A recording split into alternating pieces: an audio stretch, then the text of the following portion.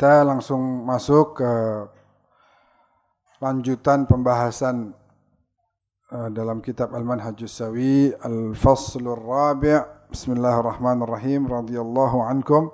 Ada 12 syarat untuk seseorang mau belajar atau mau mengajar. Ada 12 syarat. Kalau orang mau belajar atau mau mengajar, ada 12 syaratnya menurut Syekh Zakaria dalam kitabnya Al-Lu'lu' An-Nazim. Kalau mau belajar nih yang pertama dulu. Yang pertama harus tahu Allah adakan ilmu itu tujuannya apa. Biar enggak salah niat. Jangan sampai belajar niatnya adalah iktisabu malin, nyari duit. Au jahin, nyari pangkat. Au mughalabati khasmin. Ada orang kita pengen ngalahin dia, pengen debat dia, pengen bikin malu dia. Kita belajar tujuannya pengen bikin malu dia. Atau mukatharah, atau memperbanyak apapun itu harta, uang dan lain sebagainya. Jadi kalau orang belajar niatnya udah salah, jalurnya nih kalau belajar harusnya ke sini. Dia salah niat, otomatis nggak tahu kemana tuh jalannya. Terus-terusan bakal nyasar, nggak tahu kemana. Maka awalnya harus benar. Jangan cari ilmu untuk mencari hal-hal yang sifatnya duniawi. Misalnya tadi apa? Cari duit. Atau mengajar ilmu tujuannya juga begitu, cari duit supaya cari pangkat. Wal'iyadzubillah min dzalik, ini penyakit.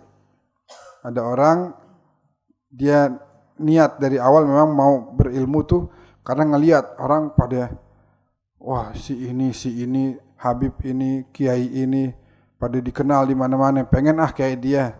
Nah, salah niatnya. Mereka adalah orang-orang yang tawadhu sehingga diangkat oleh Allah. Kalau orang mau dari awal udah bersifat sombong, maka yang ada akan jatuh, akan kecil di mata Allah dan di mata manusia. Siapa orang yang senang ada orang sombong? Enggak ada yang senang. Menjauh, orang akan menjauh dari orang yang punya sifat seperti itu. Atau misalnya termasuk mematok harga. Kalau diundang mau disuruh ceramah matok harga. Ini haram, yang jelas-jelas sudah haram ini. Saya sekian. Nah itu nggak boleh. Sehingga membuat nanti orang yang nggak punya duit jadi nggak bisa belajar. Saya mau juga belajar, cuman nggak punya duit. Sedangkan ngundang fulan, ustadz fulan, habib fulan harus bayar sekian. Bagaimana dong saya nggak punya duit? Akhirnya apa? Membuat orang-orang yang mau belajar jadi nggak bisa belajar gara-gara hal tersebut. Sehingga sekali lagi kita tekankan tujuan daripada mengajar atau berdakwah atau mendidik adalah ibtigha'a mardatillah. Dan Allah janji kalau ada orang yang udah kayak begini, fasawfa nu'tihi ajran 'azima. Kami yang akan ngasih baginya ganjaran yang azim. Bisa dibayangkan yang ngasih Allah. Ente cuma minta berapa? 2 juta, 5 juta, 10 juta. Lah, rugi ente. Coba ente lillahi ta'ala Allah kasih ajran 'azima. Balasan yang azim, yang sifatnya itu sangat-sangat besar. Sehingga Allah tabaraka wa ta'ala mensifatinya sebagai ajran azima. Nggak boleh cari selain itu. Yang kedua, an yaqsidal ilma alladhi taqbaluhu tiba'uhu. Idh laysa kullu ahadin yasluhu li ta'allumil ulum wala kullu man yasluh li jami'iha bal kullun muyassarun lima khuliqalah. Kalau bisa belajar ilmu yang kira-kira kita mampu untuk mengikutinya.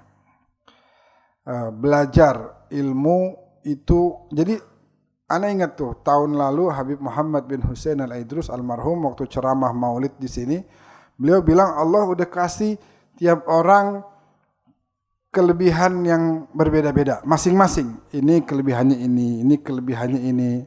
Nah, kalau kelebihannya itu yang dikembangkan akan mudah. Misalnya ada, kata beliau waktu itu kasih contoh, orang Brazil gitu. Orang Brazil udah ada bakat jago olahraga sepak bola. Sehingga ketika dia mengembangkan itu cepat aja. Cepat. Ibarat kata ini kita nanam satu bibit, bibitnya sama nih, ada 2 biji. Yang satu tanahnya kering kerontang, yang satu subur. Tentu yang tanahnya subur cepat tumbuhnya. Kalau yang tanahnya kering susah. Sehingga kita cari dulu kira-kira bakat kita arahnya kemana nih. Main hadroh juga perlu ilmu juga tuh. Main hadroh nggak sembarangan juga.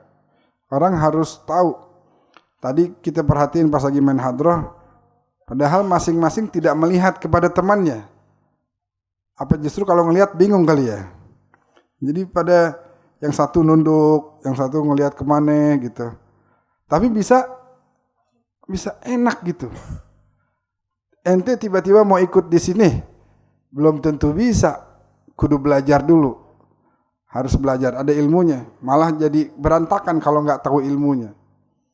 Nah, sehingga semua perlu proses, semua perlu ada langkah-langkah yang harus dilalui. Orang pengen nyampe situ ya langkahnya menuju ke situ ntar sampai. Orang mau bisa ya belajar ntar bisa.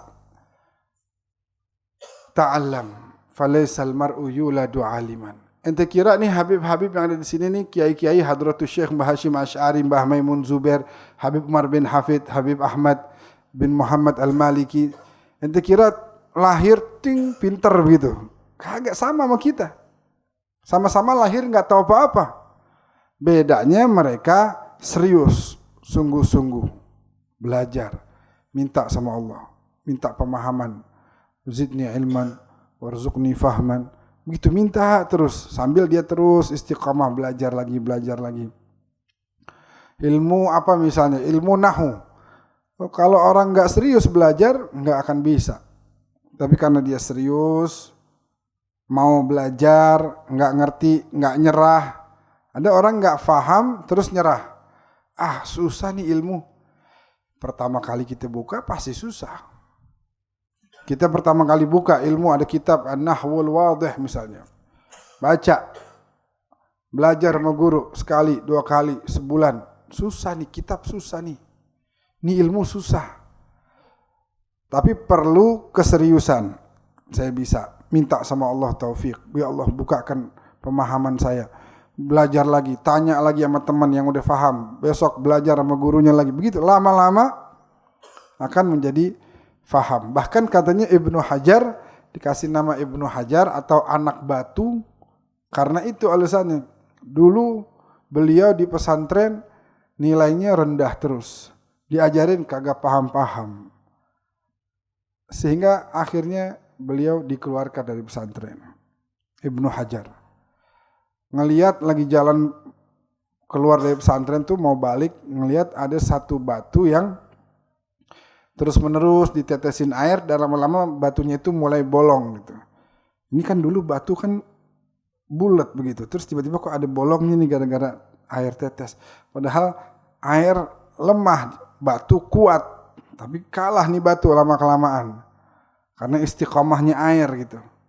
Nah dari situlah beliau kemudian memantapkan lagi tekadnya. Enggak, saya mau terus belajar.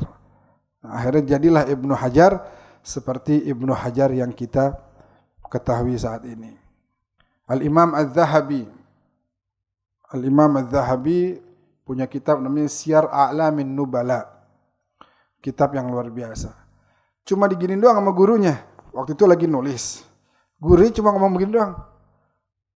Tulisan ente kayak tulisannya al-muhaqqiqin, al-mu'arrikhin. Itu ucapan itu membangun semangat di hatinya dan dia semangat belajar, dia mutalaah, dia mubahat, akhirnya menjadi tokoh yang luar biasa. Jadi tidak ada kata nyerah, nggak ada. Semua bisa kita raih. Semua bisa kita raih. Yang memberikan beliau-beliau orang-orang soleh itu ilmu ketakwaan adalah Allah. Dan Allah juga bisa memberikan kepada kita kalau kita mencoba seperti mana beliau-beliau mencoba. Kalau kita berikhtiar sebagaimana beliau-beliau berikhtiar. Sehingga sekali lagi nggak ada kata dia mah, kalau saya mah kayaknya nggak ada. Serius, pasti akan ada jalan. Punya kepercayaan diri, terus belajar. Yang keempat, dia harus memahami ilmu itu dari awal sampai akhir. Jangan nanggung kalau belajar, akhirnya jadi terpotong nanti pemahamannya. Orang harus memahami ilmu dari awal sampai akhir. Ada orang mengatakan begitu, saya udah belajar, darastu an-nahwu. Saya udah belajar ilmu nahu dari awal sampai akhir, tapi dia ngomongnya min awwaluhu ila akhiruhu. Nah, dari situ udah ketahuan, nah, ente bohong ente. Ente ketahuan, ente ngaku-ngaku doang, ngomongnya aja salah. Harusnya min awwalihi ila akhirihi, karena min adalah harfu jar. Nah, karena dia belajarnya nanggung, akhirnya ketahuan, ini orang ilmunya nanggung. Jadi kalau belajar harus sempurna. Makanya baca kitab tuh biasanya di mana-mana, di Suriah, di Mekah, di Hadramut, harus dari awal sampai akhir. Nggak boleh nanggung. Itu cara-cara tradisional, cara salaf begitu. Kalau ngaji kudu dari awal sampai akhir, nggak boleh nanggung. Jangan kayak sebagian mungkin ada positifnya ada negatifnya. Tapi misalnya di universitas kadang-kadang karena ngejar SKS belum dipelajarin semua, udah selesai, udah ujian. Sedangkan belum dipelajari semua secara mendalam. Mungkin kalaupun dibaca murur al-kiram, lewat begitu aja tanpa memperdalam. Yang kelima, mencari buku-buku yang bagus, buku-buku yang baik, buku-buku yang sesuai dengan akidah yang benar, bukan buku-buku yang melenceng kemana-mana ajarannya. Yang keenam, belajar harus sama guru yang mursyid, yang nasih, yang amin, yang dia amanah, yang dia bisa mendidik dengan baik. Dan katanya la yastabidda bi nafsihi wa zakaihi. Jangan ngandelin dirinya doang atau ngandelin akalnya sendiri. Akhirnya jadinya kayak saha eta Panji siapa? Panji Gumilang. Panji Gumilang mengartikan tafassahu, mengartikannya sebagai kalau sholat kudu berjarak-jarak. Lihat nggak tuh fotonya, videonya tuh? Yang atu di mari, yang atu di situ, yang atu lagi di sono. Sholat begitu. Karena dasarnya tafassahu tadi. Padahal arti tafassahu itu bukan itu. Maksudnya kalau ada orang datang nih lagi kumpul begini. Tiba-tiba ada yang datang. Udah penuh, nggak ada tempat. Nah, Allah bilang tafassahu, buka tempat buat temanmu duduk juga. Berikan ruang untuk orang juga bisa bersama-sama kita duduk di majelis, misalnya begitu. Atau duduk di satu perkumpulan. Pokoknya apapun itu, kata Allah kalau ada orang datang, idza qila lakum tafassahu yafsahillahu lakum. Berikan ruang, buka tempat, berikan tempat buat orang bisa duduk juga bersama dengan kalian. Bukan tafassahu itu artinya memberikan jarak kepada orang-orang yang sedang melaksanakan ibadah salat. Itu keliru. Kemudian yang ketujuh, an yudzakira al-aqal. Jadi yang keenam saya ingatkan sekali, jangan ngandel sama dirinya sendiri. Ngandel sama handphone, baca nonton di YouTube. Itu banyak kelirunya, banyak salahnya.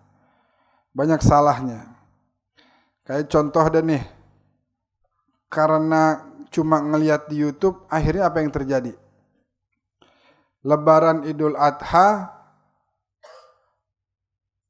hasil potong kurbannya itu kulitnya dijual untuk dibelikan makanan. Panitia habis motong biar dapat makanan, udah nih kulit jual aja nih, jual. Padahal karena memang ada yang mengatakan begitu. Nah, yang mengatakan begitu kan dari mana dasarnya?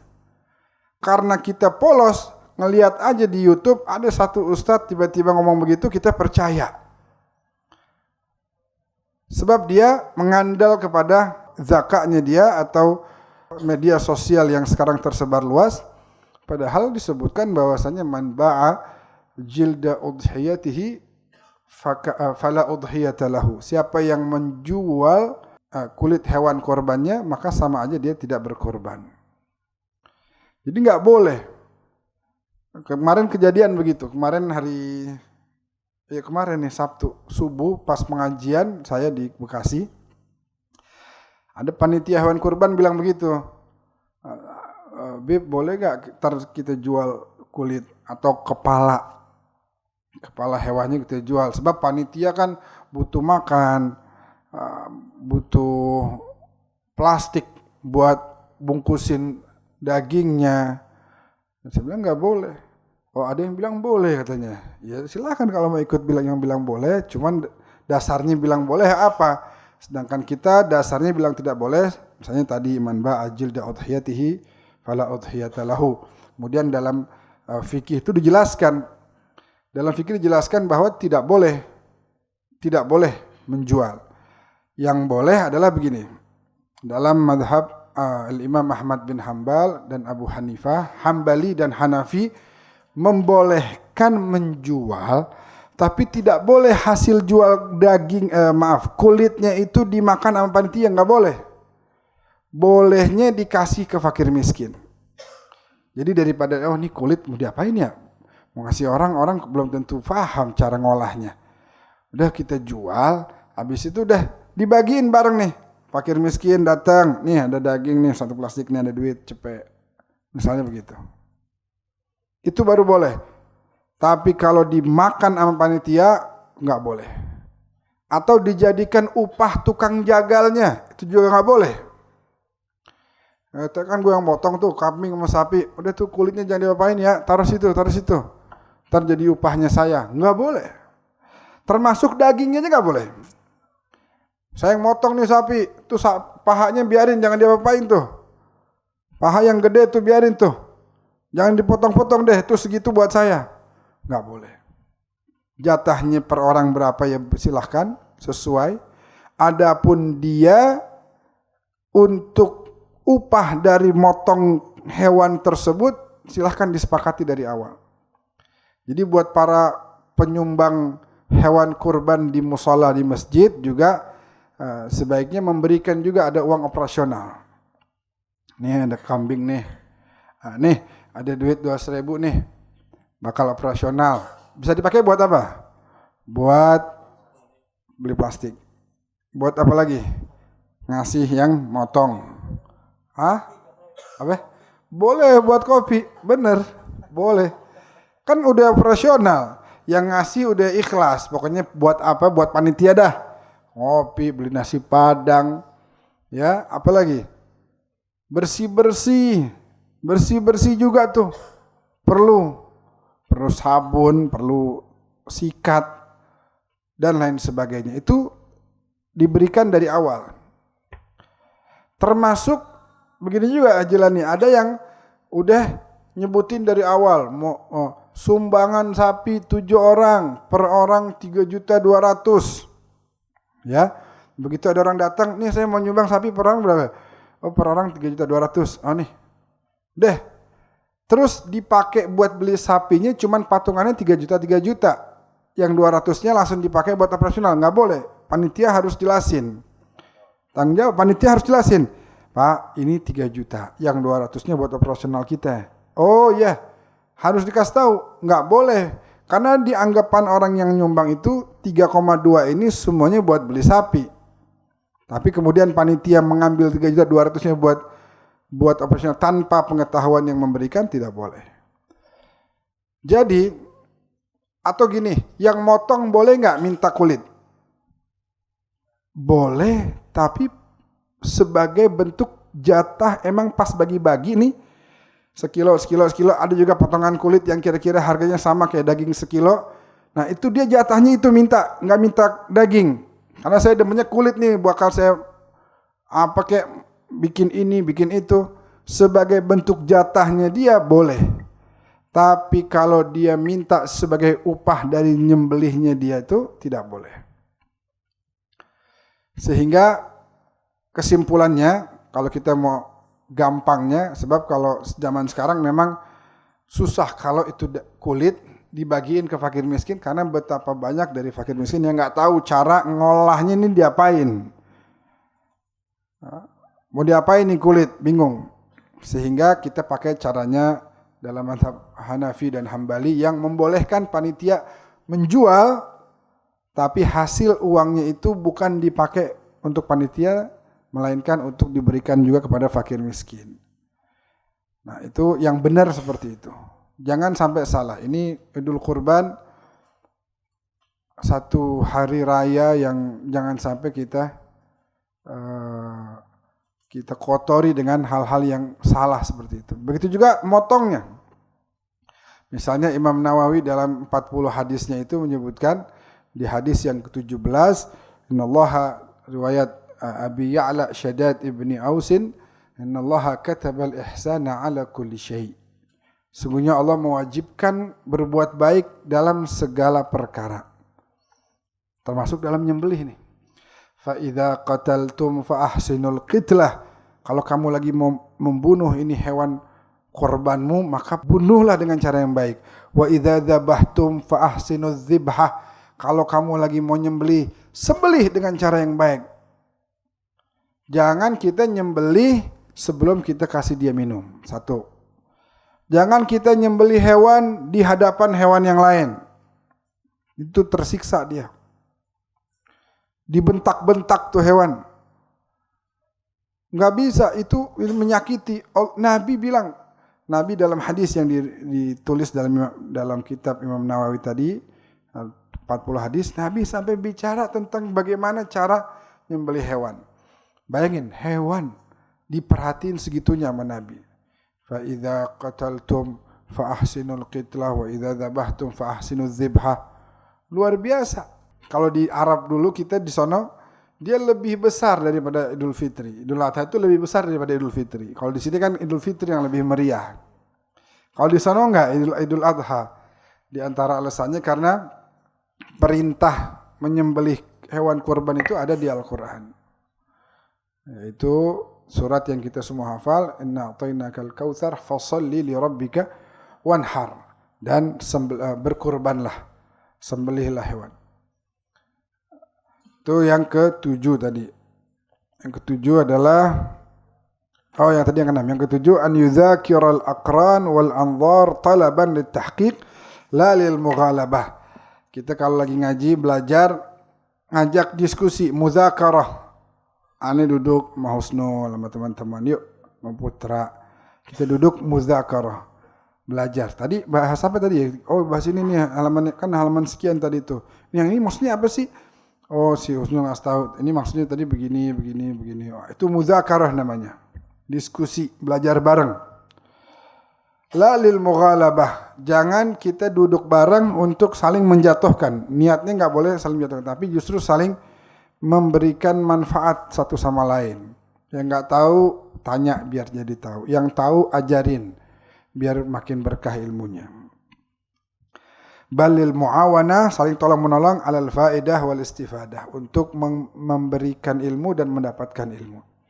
Yang ke-8, belajar dan mengajarkan ilmu hendaknya jangan sampai ini ilmunya dicuekin, ilmu dicuekin. Kayak kemarin Habib Hekal bilang, ada tukang minta-minta jadi pemaaf. Orang datang minta, maaf nggak ada. Jadi pemaaf, minta maaf mulu dia.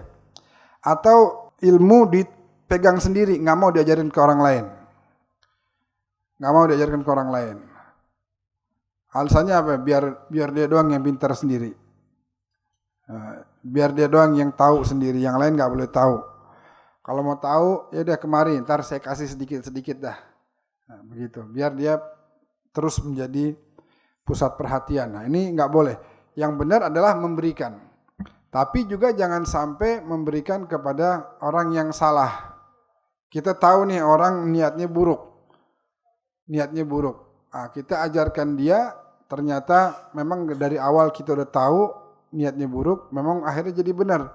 Dia memanfaatkan ilmunya untuk hal-hal yang sifatnya duniawi. Padahal kita lihat sekarang ini ada sebagian orang tuh yang udah mulai mencoba merusak.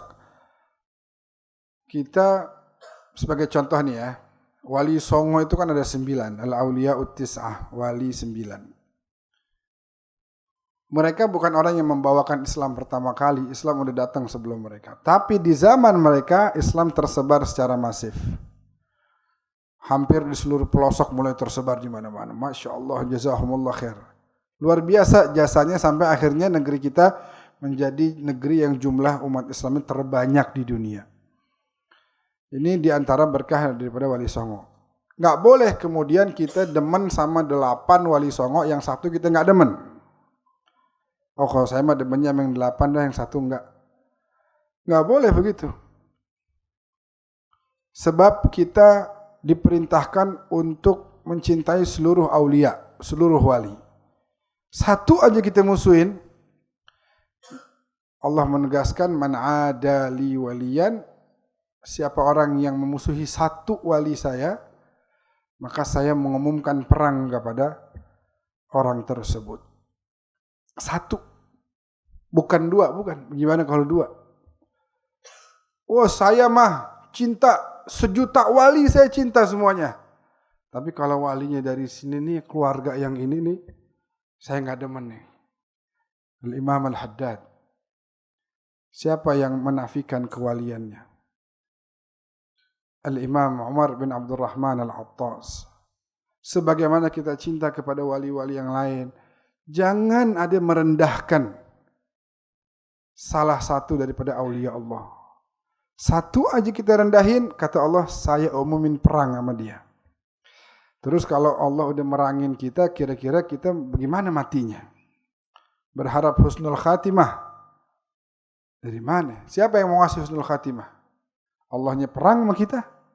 Terus kita ngarep husnul khatimah dari siapa? Sehingga jangan sampai salah. Apalagi ada ta'an sekarang. Ajaran siapa tuh yang mengajarkan seperti itu? Oh kita ahlus sunnah wal jamaah. Ahlus sunnah wal jamaah ikutin sunnah Nabi, jangan sunnahnya iblis. Ngatain orang, qadhaf, ta'an. Ini nggak jelas nih bapaknya siapa nih. Ini bukan dosa kecil. Oh kita tapi punya tesis, kita punya dalil. Sama iblis juga waktu nolak sujud sama Adam punya dalil juga tuh. Saya punya penelitian, saya punya macam-macam. Akhirnya jadi merendahkan orang. Enggak begitu. Sampai mereka bilang sekarang apa? Seluruh dunia mengatakan tentang Al-Ba'alawi, kita tetap ingkar sama ini. Ya, berarti gimana coba? Ulama di dunia semuanya dimusuhin sama dia, ditolak sama dia. Begini ahlus sunnah, enggak begini. Walidzalik hati-hati, jaga. Oh kita nih diajarin cinta. Kita diajarin cinta. Nabi ngajarin kita, semua umat Islam. Termasuk yang keluarganya Nabi sendiri diajarin. Hormatin ya. Kalau ada ulama hormatin. Makanya Abdullah bin Abbas sepupu langsung sama Nabi. Abahnya sama abah Nabi ada kakak. Abdullah bin Abbas ketika mau belajar kepada Zaid bin Thabit, beliau menunggu depan rumahnya berjam-jam. Meminta Zaid untuk naik ke tunggangannya. Abdullah bin Abbas menuntunnya. Padahal ini sepupu langsungnya Nabi. Kenapa? Ya benar ammi Rasulullah. Wahai sepupu Nabi jangan begini. Saya malu. Kamu sepupu Nabi. Kata Abdullah bin Abbas. Hakadha allamana Rasulullah. Ini yang diperintahin sama Nabi bakal saya. Emang saya harus hormat sama ulama kayak antum gini. Saya harus muliakan. Jadi kita juga nih bukan berarti seenaknya, enggak, harus memuliakan seluruh ulama, orang-orang yang mengajarkan ilmu-ilmu, orang-orang yang disebut sebagai pewaris Rasulullah Sallallahu Alaihi Wasallam, maka harus dimuliakan, harus dihormati. Oh saya demen sama ulama semuanya, tapi yang ini saya nggak demen, nggak boleh. Selama dia adalah ulama yang mengajarkan kepada kebaikan, harus kita cintai. Saya NU, saya nggak demen sama Kiai Ahmad Dahlan, nggak boleh begitu. Saya Muhammadiyah nggak demen sama Hadratus Syekh Mbah Hasyim Asy'ari. Gak boleh begitu. Dua-duanya adalah alamun min a'lamil ummah. Wa jabalun min jibaliha rasiyatir rasikhah. Dua-duanya adalah panji Islam. Dua-duanya adalah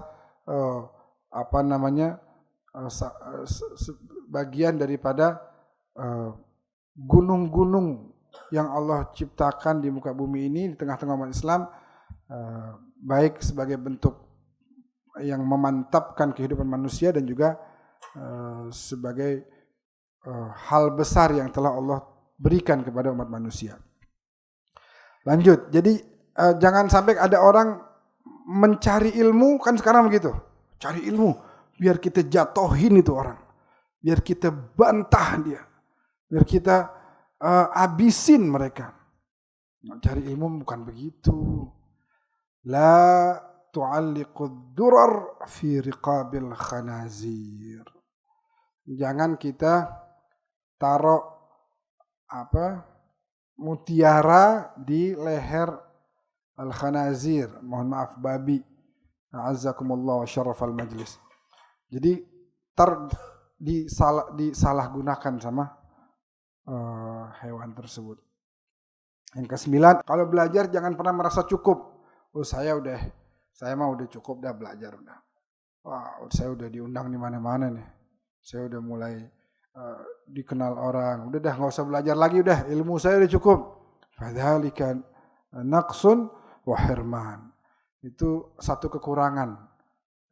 Justru orang semakin belajar biasanya semakin sadar, ternyata masih banyak yang belum saya ketahui, baru sedikit yang saya pelajarin. Nah, itu penyakit yang luar biasa.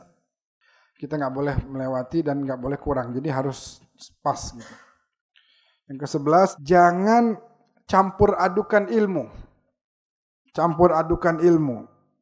Misalnya gimana ya? Campur adukan ilmu tuh orang nggak ngerti ilmu kedokteran. Nggak ngerti ilmu kedokteran. Atau ngerti ilmu kedokteran salah satu, misalnya dia ahli ortopedi tulang. Nah, nggak boleh dia bicara tentang ilmu bedah jantung dan lain sebagainya. Orang datang sakit gigi, oh ini kudu di gips nih, giginya kudu di gips, kacau. Ini harus dipasang pen nih. Ya kari, kok goyang nih? Ini kalau tulang goyang begini bahaya nih.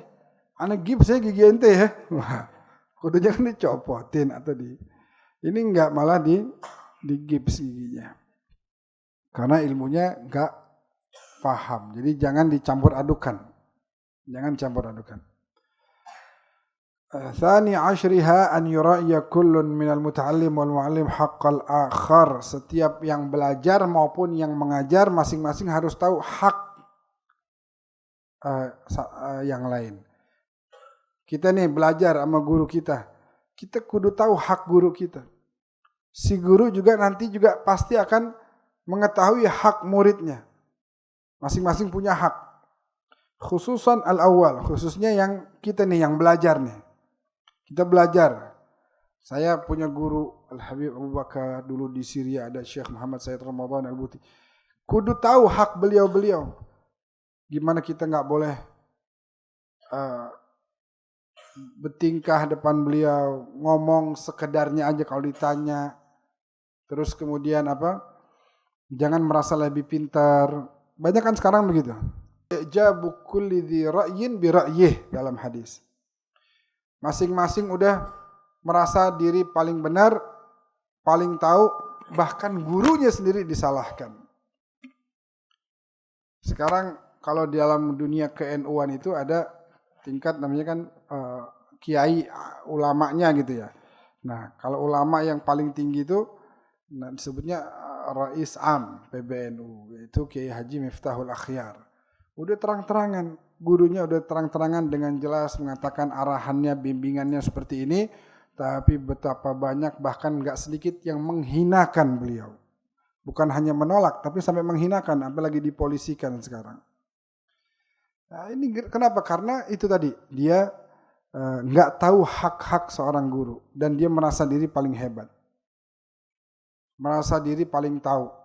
Begitu juga anak sama orang tuanya ada yang begitu. Orang tuanya nggak boleh ngomong dikit, dipotong. Udah deh jangan ngomong dah, saya dulu lebih tahu.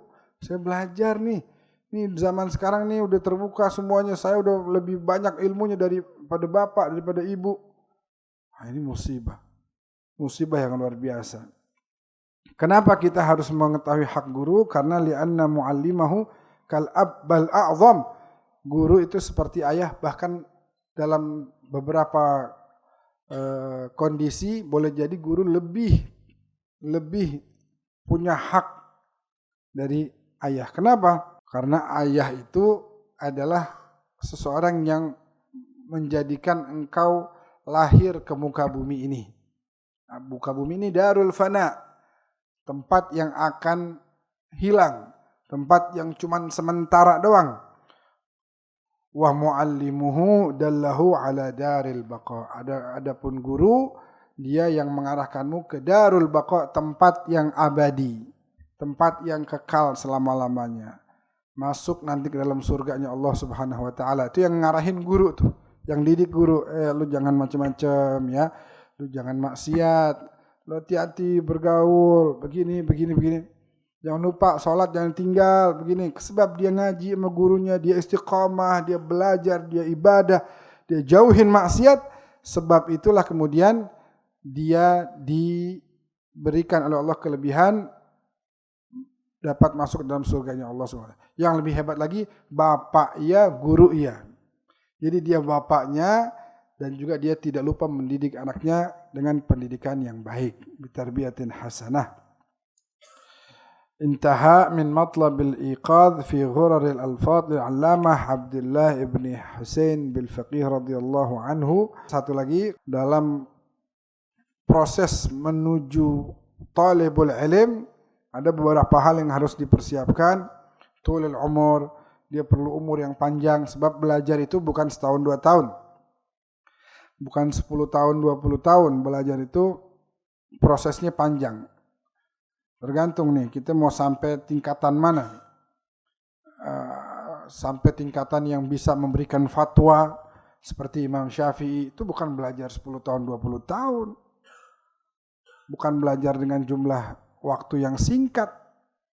Nah, perlu tulul umur, perlu zaka, perlu kecerdasan, kepintaran. Atau paling tidak dia terus membuktikan semangatnya dan minta taufik minallah supaya dibukakan. Dan juga saat terlihat, perlu juga rezeki, baik dari keluarganya atau dari orang yang menyumbang. Dia perlu untuk bekal belajar agar bisa menjadi pewaris para nabi dan rasul. Hakadha wallahu alam.